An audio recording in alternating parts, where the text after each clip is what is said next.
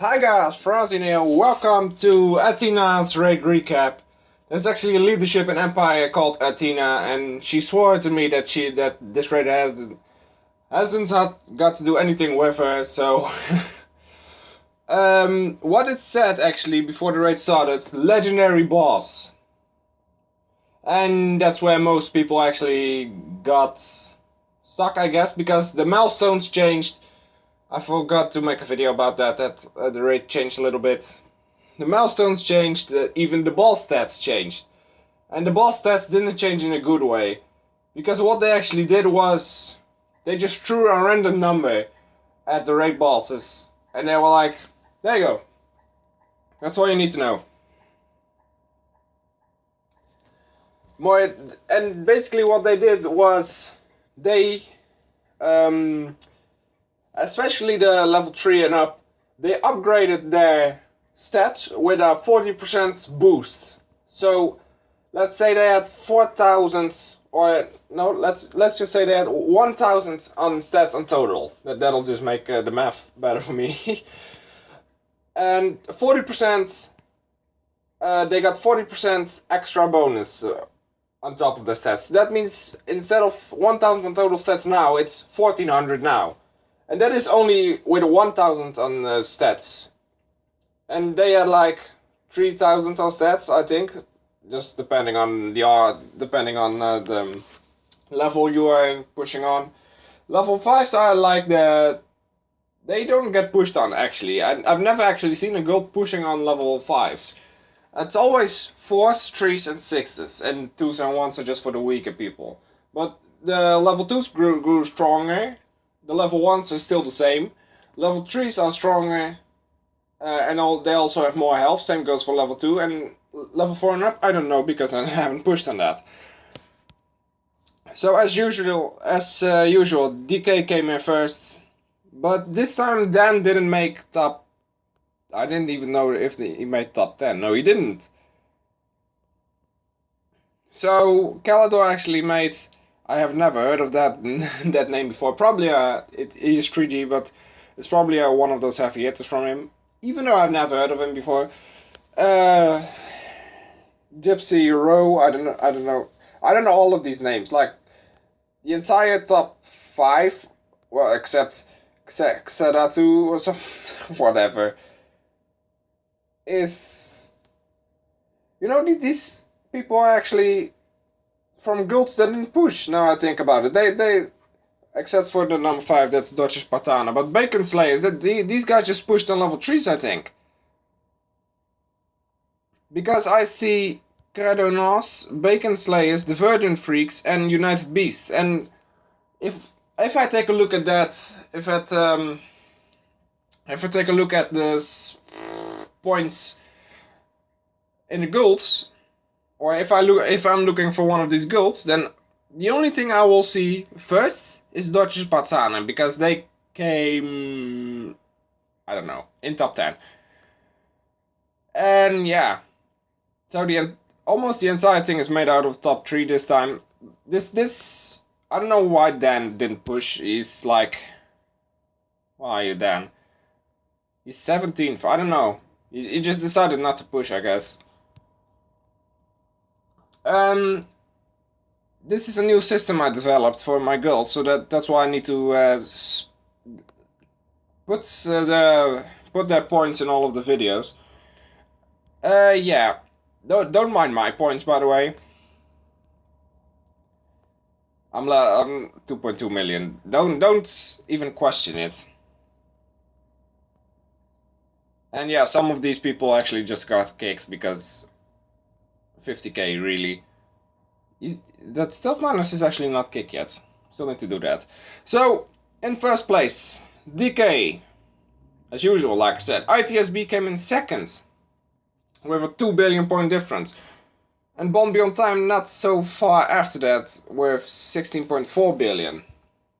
What happened actually was, Blackhearts in after half of the raid, so about 24 to 26 hours into the raid, Blackhearts came very close to Bond Beyond Time, but Bond Beyond Time gave Blackhearts false hope and just jammed the fuck out of them, and they got a 1 billion point lead in the end. 1.2 billion to be exact. After that we have Black Hearts, very expensive top 10 for you guys. It's a shame, but you don't it's really hard to fuck with Bond Beyond Time and DK in raids. Order of the Awesome, The Undertakers, Iron Throne, Holy Old Mass, Deutsche Spartan and Android Avengers. Then in number 11 we have Rise of the Sith. And this is actually another funny type of thing. What actually happened was, Rise of the Sith was an unsanctioned top 15, so it wasn't getting filled by Empire, because they are Empire, of course. And Teutonic Warlords, the number 12 you can see here, and Android Avengers and Holy Old Mass, they actually were sanctioned by Empire. What happened with Teutonic Warlords? They just got leeched the shit out of, because they had like 6 leeches, I think. So they were out after 12 hours of the war, or the raid. Oh, my burping. And if you push out a sanctioned run, then people start talking. And Rise of the Sith did almost exactly that. If Rise of the Sith were to push out Android Avengers, the number 10 currently, then all that would have happened was Rise of the Sith, the people in it would not be allowed to run with sanction runs and shit like that. I'll just keep it like that. The rules are little, or the punishments are stupid, and the rules are even more stupid. The difference between sanctioned and unsanctioned runs is that sanctioned runs are getting the advantage if they get pushed out by an unsanctioned run from the same alliance. At least that goes for Empire. And Rise of the Sith, like I already said, they were non-sanctioned. And what happened was, they were in top 10 the entire raid, and sadly they did not make it. But after that, people started creating a problem after 1 day into the raid. I mean, it was close to midnight over here, in the second day, I guess. And I was just reading the conversation between 2 people, the Guildmaster of Rise of the Sith and Empire leadership, just smack talking about one another. They were just, whatever they were doing, they were just putting each other down, and some other Guildmasters in chats tried to stir it up or tried to stop it, but they only got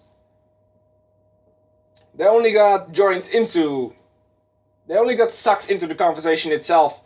And after like 50 minutes in, I decided to step in and I say, hey, re-invite me back to this chat, because I'm not participating in this bullshit.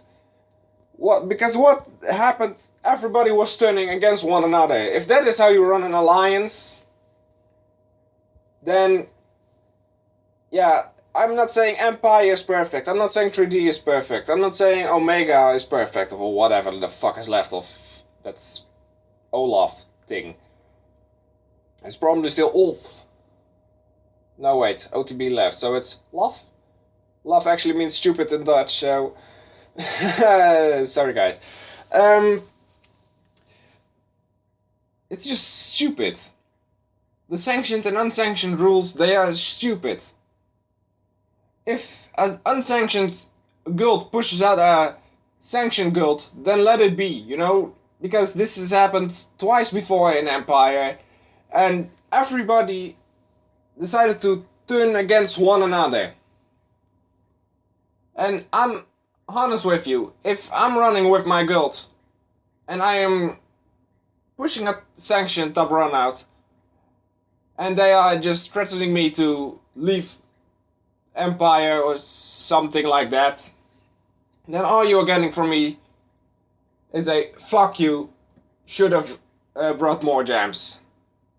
And I think this is probably going to be the exact thing next war, because I'm going on a top 10, so if that happens, then I'll let you guys know, because this is just plain bullshit, this unsanctioned and sanctioned dealings. And yeah, most people agree with me, because You should have just... I mean, look at Teutonic Warlords. They were sanctioned top 10 and they didn't make it by 3 billion points. Also because they had leechers, I know. But also just because they were plainly stupid enough to get them in. Because there's actually a leech that was in there that actually has leeched twice or multiple times before. And he's on the blacklist already, but they just didn't get him through the blacklist. That is why in-house runs like Rise of the Sith are just much better to participate in. But I figure that we are already 10 minutes in and I'm trying to keep this as short as possible. The Secret Service, Daily Players, Faithful Uprising, Lajau Brazil. That was a Rise of the Sith and Lajau Brazil are both guilds that people from my guild were pushing in, and sadly they didn't make what they were planning to go for. Or they actually got... Rise of the Sith was top 15 and Lajau Brazil was top 30, but they were planning on both pushing much more than that. The Virgin Freaks, alright, so here's one. Oh, there they are. Creatornos and the Virgin Freaks. Remember the things I said earlier about the top 10 individuals? The Unforgotten Gods, Ithaca. Rock Solid, the Epic Collectors. A little bit outdated right now, that name. Italian Land of K, the Shogun Samurai Elite, Rock Tree, Bring the Rain Dragons, the Warforged, Dutch Dragon, Destiny Brothers, and Team Flameon did not make it to top 30. Oh, there's United Beasts. So, yeah, I don't know if I'm still not in a chat, so I don't know if they are still turning their back against one another, but I just decided to leave the entire chat. And as I just said, look guys, I have no opinion about this. All I'm saying is, it's just complete bullshit that you are just turning against one another right now. And yeah, Empire is currently being run by leadership. Of course, there's like 20, 30, maybe 40 leadership people. And not every single one of them does their job correctly. And this goes to every alliance. Keep reviewing your leadership. If you don't review your leadership, then you probably might end up somewhere in a ditch. Not dead, but just without an alliance. Because the leadership, there were multiple leaderships actually discussing it with the Rise of the Sith Guildmaster, and the Rise of the Sith Guildmaster actually was a DK leadership at the time. He rebuilt DK, he built Empire, he rebuilt Empire after it almost broke, and yeah, so he is respected by most of the guys in DK. But is this everything that I want to tell you guys? Yes, it's already 30 minutes. Like, really though. I don't want to bore you guys with any more of this. So guys, leave a like if you enjoyed, and I'll see you in the next video. Bye bye.